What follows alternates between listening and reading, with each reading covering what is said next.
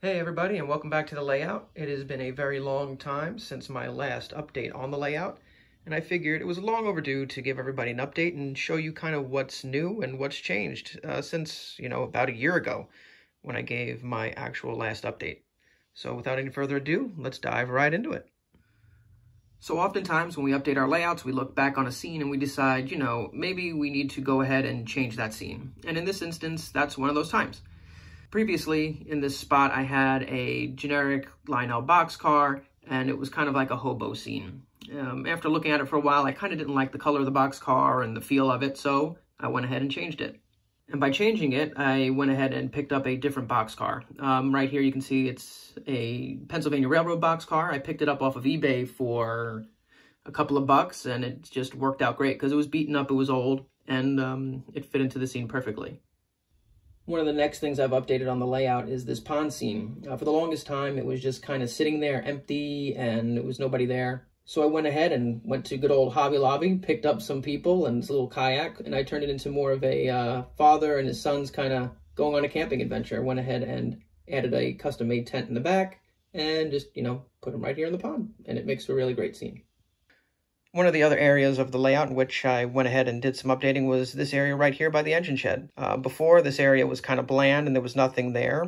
So I went ahead and added some greenery, some trees, and I even added this little spur track right here off to the side where, maybe at one point in time the track ran in a different direction. And then over here I went ahead and I added a fence to the main entryway over here. So that way, there was some sort of dimension to it and, put a little Southern Railway emblem there as well as an American flag.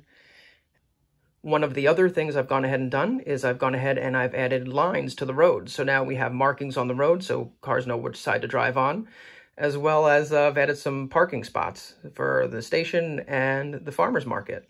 In addition, I've also added some detail to the main street scene with some benches, some sewer covers, mailbox, things like that. So that way too, the scenes look a little bit fuller and a little bit more fun. The next area where I did some updating was right around the farm. As you can see, there is now some logs that are kind of sitting there, and of course, there's a fence. One of the things that was really missing from here was some separation of space between the tracks and the farm, and the fence goes ahead and does a really good job of doing that, so kind of happy I went ahead and did it. One of the next additions to the layout is this tower that I picked up off of eBay for a few bucks. It's a really good addition to the layout as it adds a little bit more depth to this corner. I always felt like I had some great angles over here, but it felt like it was missing something. So I went ahead and picked this up, and it certainly does the job. It adds a lot of depth and a lot more, as I always like to say, fun to the shots. One of the next things I did was I wanted to add some depth to the top of the layout here. As you can see, it's just a wall. So for the longest time, you're just staring at a blank wall. And what I went ahead and did was I sized every single building to the same size as the buildings that are in the main part of town. And then I went ahead and printed them out, put them on some cardboard, and basically affixed them in place. And as a result, we get what looks like a nice little addition to Lukeville, the town below. And finally, that brings us to what I think is the most important update / my favorite update to the layout, and that is the addition of this station island between the main line and the local line. Adding the island platform is something I had thought about for a while, especially since around Christmas time I'll go ahead and decorate up the Lukeville station to look, all Christmassy. And I figured, putting something here in the middle, making it a little bit more festive for that time of the year would look really good.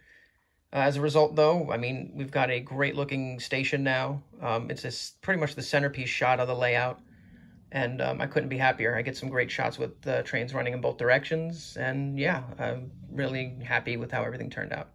All right, now that the update portion of the video is done and over with, we're going to run some trains, and we're going to run them, of course, all over the layout, but we're also going to touch on those special areas that we talked about as far as updates.